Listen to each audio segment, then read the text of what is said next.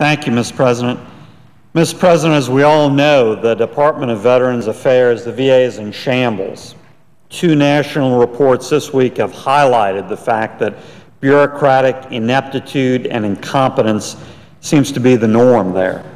And unfortunately, reports that surfaced out of Phoenix that led to the resignation of Secretary Shinseki do not seem limited to Arizona. I want to talk about where we are nationally with this scandal and also specific instances that have come out of Louisiana that I have learned about, working directly with whistleblowers, working directly with families of veterans that I'm very concerned about that are examples of this same sort of abuse. On Monday, the head of the agency that investigates whistleblower complaints in the federal government, Carolyn Lerner, sent a blistering letter to President Obama stating that the VA Office of the Medical Inspector has repeatedly undermined legitimate whistleblowers by confirming their allegations of wrongdoing, but dismissing them as having no impact on patient care. Lerner's letter lists numerous cases where whistleblowers reported numerous failings at the VA, including examples where drinking water at the VA facility in Grand Junction, Colorado was tainted with elevated levels of Legionella bacteria, which can cause a form of pneumonia, and standard maintenance and cleaning procedures not being performed at the facility. Also in Montgomery, Alabama, a VA pulmonologist portrayed past test readings as current results in more than 1,200 patient files, quote, likely resulting in inaccurate patient health information being recorded.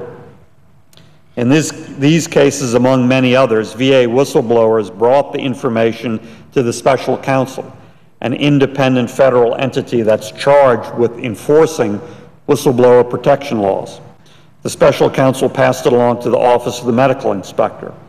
But that VA medical inspector concluded that the hospital's failings, while accurately reported by the whistleblowers, didn't threaten veterans' health or safety, even when the VA Inspector General had concluded that similar faults compromised care in other cases.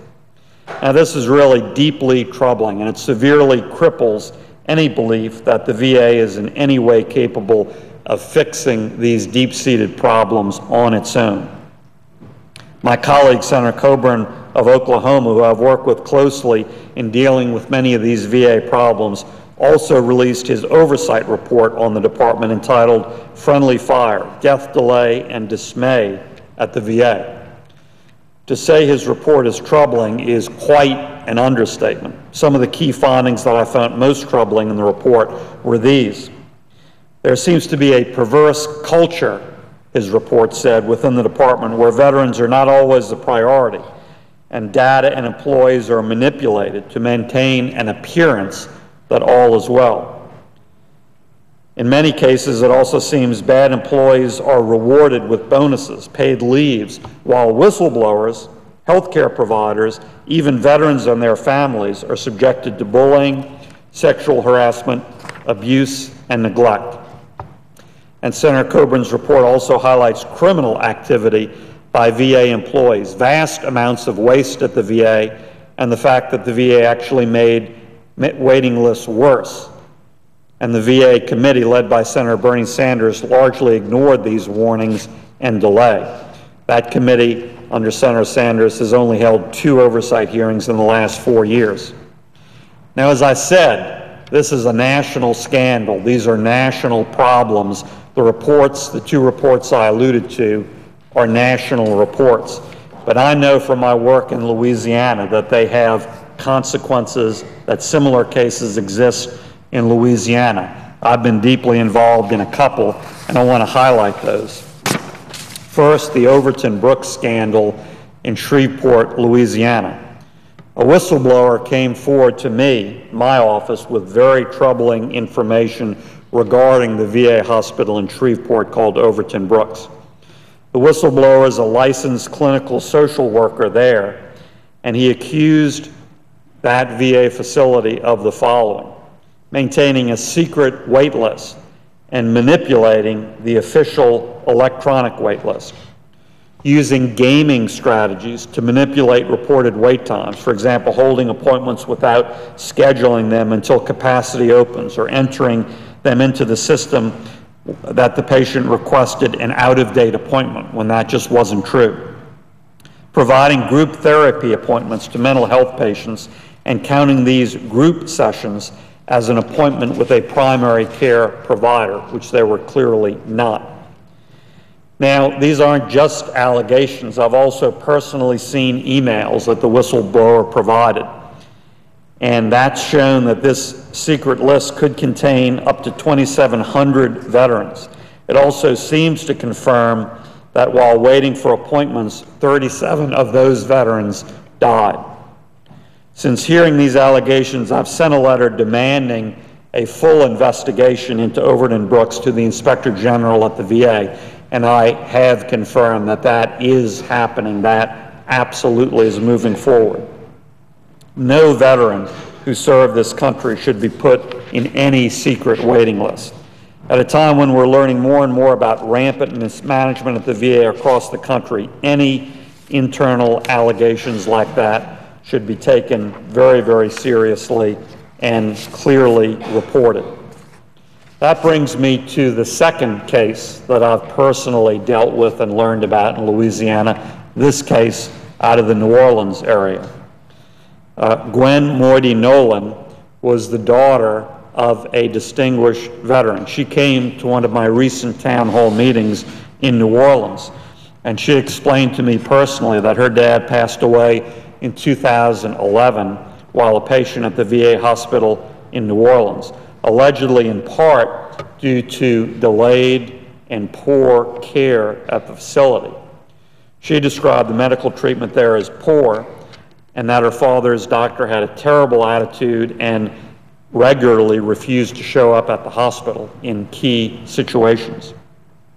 She requested that information from the VA, including information regarding a supposed investigation into the case of her father, be given to her, that information be given to her. And what she most wanted, her dad had passed, what she most wanted was to be sure that the VA got it, to be sure that the VA in New Orleans took some remedial action to correct the situation. Her case was done.